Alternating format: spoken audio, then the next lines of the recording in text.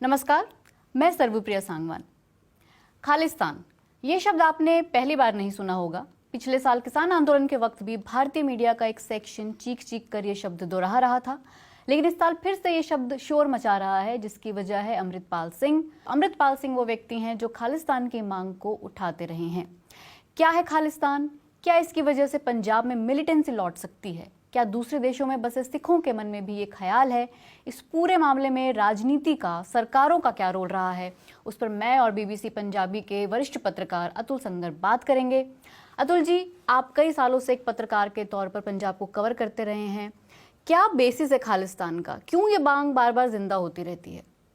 देखिए, खालिस्तान से जो भी खालिस्तान की मांग उठाते हैं उनका तात्पर्य है कि अलग मुल्क हो जो कि भारत से अलग हो।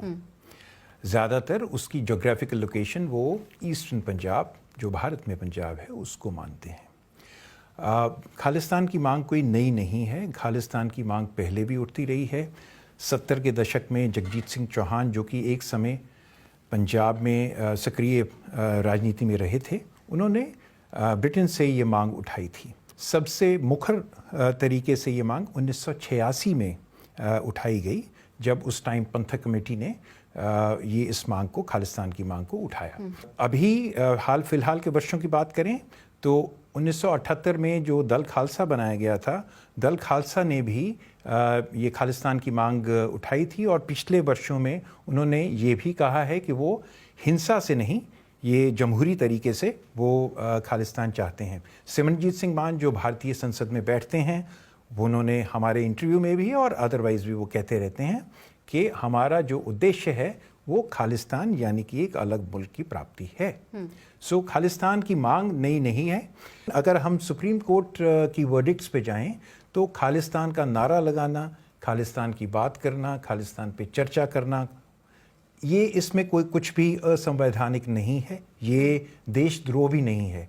देशद्रोह वो तब है यदि हथियारों की कॉल दी जाए, यदि हथियार उठा के उसके लिए संघर्ष किया जाए, फिर ये असंवैधानिक है। ये सुप्रीम कोर्ट का कहना है। जी अतुल जी, आम आदमी पार्टी की सरकार को पंजाब की सत्ता संभाले लगभग 1 साल हो गया है, और इस पूरे मामले में उन पर भी कई सवाल उठते हैं। जब अमृतपाल सिंह भारत लौटे, लोग अप्रिशिएट कर रहे थे और लोग ये कह रहे थे, क्योंकि उन्होंने ये भी कहा कि हम इससे लोगों को नशे से मुक्त करवाना चाहते हैं। इसको भी सराहा गया और ये सब चीज़ें चल रही थी। उनकी काफ़ी लोकप्रियता बढ़ी और ख़ास तौर पे नौजवानों में काफ़ी लोकप्रियता उनकी बढ़ी। इसके साथ ही जब उन्होंने मीडिया से इंटरव्यूज़ दी तो उन्होंने ये मुखर होकर साफ तौर पे कहा कि खालिस्तान, हम खालिस्तान चाहते हैं। हमारी जो पहचान है वो भारतीय पहचान के साथ क्लैश करती है।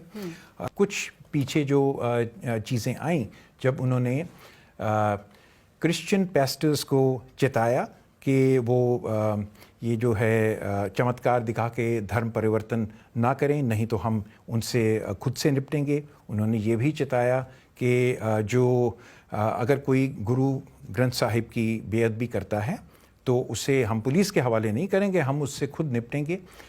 इन बयानों के बाद शायद प्रशासन को सतर्क हो जाना चाहिए था, और शायद हो भी गए होंगे, लेकिन उन्होंने इस बारे में किया नहीं कुछ भी। लेकिन जो 23 फरवरी की हिंसा हुई उसके लगभग 20 दिन बाद तक कोई कार्रवाई ही नहीं हुई, 20 दिन तक। तो क्या पंजाब सरकार बहुत लापरवाही बरत रही थी या बहुत ज़्यादा सावधानी? देखिए, 23 फरवरी की जो घटना हुई उससे एक दिन पहले इन्होंने, अमृतपाल ने ये खुद कह दिया था कि मैं वहाँ पे जाऊँगा और हम जाएंगे वहाँ पे और हम डिमांड करेंगे कि हमारे साथी को छोड़ा जाए। और ये एंटिसिपेट किया जा सकता था कि ये जब वहाँ पे जाएंगे तो वहाँ पे क्लैश हो सकता है। और शायद पुलिस का तो ये मानना है कि हमने बहुत सब्र से काम लिया, क्योंकि गुरु ग्रंथ साहब सुशोभित थे, इसलिए हमने कोई हिंसा करने की कोशिश नहीं की। तो इसलिए ये 1 साल में जो आम आदमी पार्टी की सरकार है उसको ये इन साइंस को समझ लेना चाहिए था और शायद लोगों से बातचीत करनी चाहिए थी, क्योंकि जो किसी भी सोसाइटी में ये सब चीज़ें इसलिए आती हैं क्योंकि असंतोष होता है, रोष होता है। इसके अलावा कुछ डोमेस्टिक फैक्टर्स भी हैं जिसका मैं जिक्र करना चाहूंगी। जैसे अमृतपाल सिंह ने कहा था कि अमित शाह कहते हैं कि खालिस्तान की लहर को हम कुचल देंगे। खालिस्तान क्या है? खालसा राज। तो सिखों की एक इच्छा है कि वे अपना राज चाहते हैं। अमृतपाल का सवाल है कि आज तक अमित शाह ने हिंदू राष्ट्र के बारे में ऐसा बयान क्यों नहीं दिया है, ये असमानता क्यों है? तो तुल जी, उनके इस बयान में एक तर्क नजर आता है, क्योंकि इस देश में ऐसा भी हुआ है कि किसी रेप के अभियुक्त को पुलिस हिरासत से छुड़ाने के लिए राष्ट्रीय झंडे की आड़ ली गई है, कभी त्योहार की आड़ में तलवारें लहराकर भी डराया गया है, हिंदू राष्ट्र की बात भी उठती रही है, किसी पर एक्शन नहीं लिया गया। तो क्या इस तरह के उदाहरणों के मौजूद होने से अमृतपाल सिंह जैसे एलिमेंट्स को भी एक मौका मिलता है? देखिए, ये जो तुलना है ये हमेशा होगी ही। जो भारत में और जगह जो कुछ हो रहा है उसकी तुलना जो पंजाब में हो रहा है या हो सकता है उससे होगी। सो पंजाब में और सिखों में भी ऐसे नौजवान और ऐसे लोग ज़रूर होंगे जो ये देखेंगे कि भारत में जहाँ पे हिंदी भाषी क्षेत्र में ख़ास तौर पर और जगह भी अगर हिंसा करने पर उसका कोई आपको खमियाजा नहीं भुगतना पड़ता तो हमारे लिए ही क्यों इस तरह की चीज़ लोगों के दिमाग में आएगी। हालांकि यहाँ पे ये कहना बहुत ज़रूरी है कि केंद्र सरकार ने सिखों को साथ जोड़ने के लिए कई सारे प्रयास किए हैं। इसमें जो लाल किले पे छोटे साहिबजादों के जो है शहादत वाले दिन वहाँ पे छुट्टी के साथ वो वहाँ पे पूरा का पूरा एक कार्यक्रम आयोजित करना और इसी के साथ और बहुत सारी सिखों की जो डिमांड्स हैं उनको लेना, सिखों को रिप्रेजेंटेशन देना बहुत सारी जगहों पे केंद्र की जो संस्थाएं हैं, ये सारी चीज़ें केंद्र सरकार ने की हैं। लेकिन जो मूल सवाल जो हैं जिनके कारण रोष है, असंतोष है, उनको एड्रेस करना बहुत ज़रूरी है। उनमें ये असंतोष है कि 1984 में जो हुआ, जो सिखों का कत्लेआम हुआ दिल्ली में और जगह पे, उसके बाद में एक हिंसक लहर चली, उसके दौरान भी धरपकड़ हुई, पुलिस ने अपने कार्रवाई करते हुए उस पूरी लहर को, उस मूवमेंट को दबाया। लेकिन उसके बाद एक क्लोजर जो है कि आप जिन लोगों ने हिंसा की, जिन लोगों ने हिंसा सही, इन सब लोगों के बीच में, चाहे वो लोग जिन्होंने हिंसा सही, चाहे वो सिख थे, चाहे हिंदू थे, चाहे और धर्मों के थे, इन सब लोगों के बीच में बैठकर एक आम सहमति बनाई जाए, एक शांतिपूर्ण माहौल बनाया जाए जिससे कि एक दूसरे की बात समझ सकें, एक दूसरे की बात का आदर कर सकें।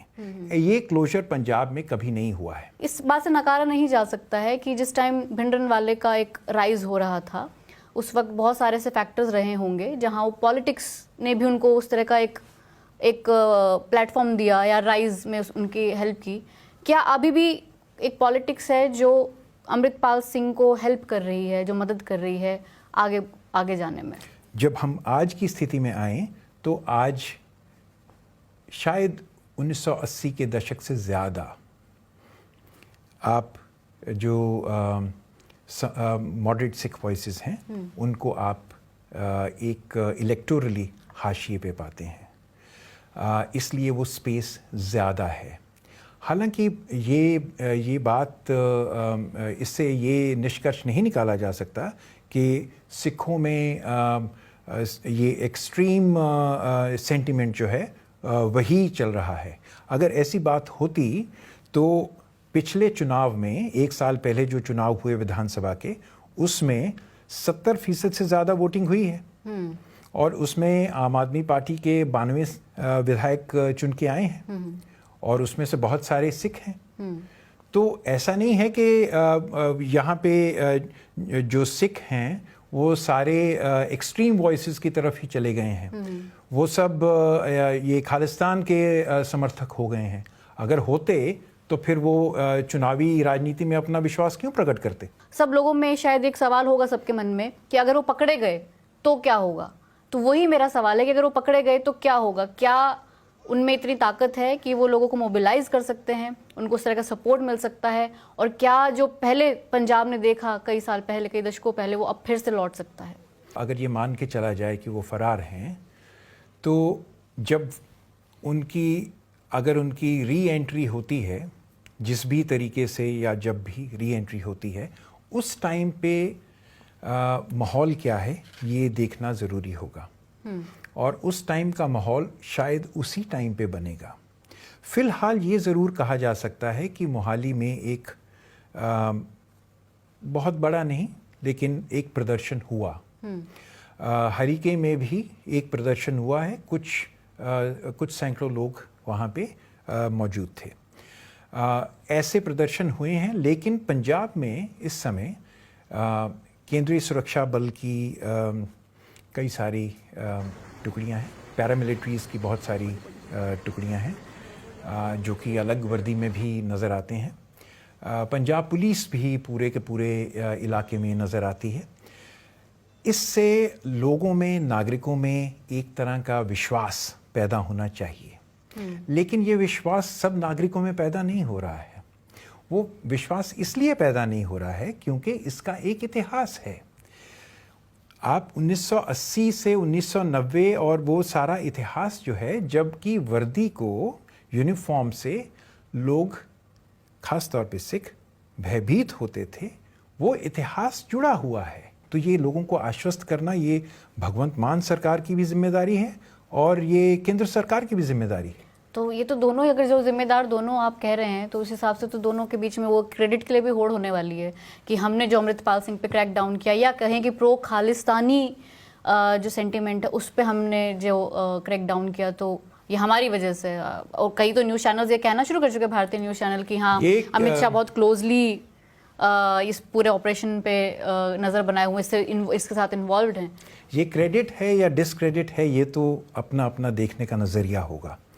क्योंकि जो मैंने आपको माहौल बताया जो पंजाब में है, उसमें अगर आम गांव में आप जाएंगे या आम जगहों पे आप जाएंगे, वहाँ पे जो ये काफ़ी देर के बाद एक पूरी हाई डेसिबल, पूरा एक बड़ा जो ऑपरेशन चलाया गया, क्या इसे एक छोटे से एक दिन में समाप्त किया जा सकता था? क्या अमृतपाल को उनके गांव से, जहां वो हर रोज़ जाते थे और रहते थे अपने पुश्तैनी गांव में, जलूपुरा में, वहाँ से उनको अरेस्ट किया जा सकता था? क्या ये इतना बड़ा जो अभियान चलाया गया, ये ज़रूरी था? अब सुरक्षा एजेंसियों ने चलाया है तो हमें ये मान के चलना होगा कि ये ज़रूरी ही होगा। लेकिन पंजाब की जनता ये देख रही है कि इतना लंबा, इतना बड़ा अभियान, वो व्यक्ति मिला नहीं, 154 और लोग गिरफ्तार हो रहे हैं, तो ये हो क्या रहा है? और इतनी सारे वर्दीधारी लोग जो हैं वो गांव-गांव में घूम रहे हैं, तो ये क्या हो रहा है?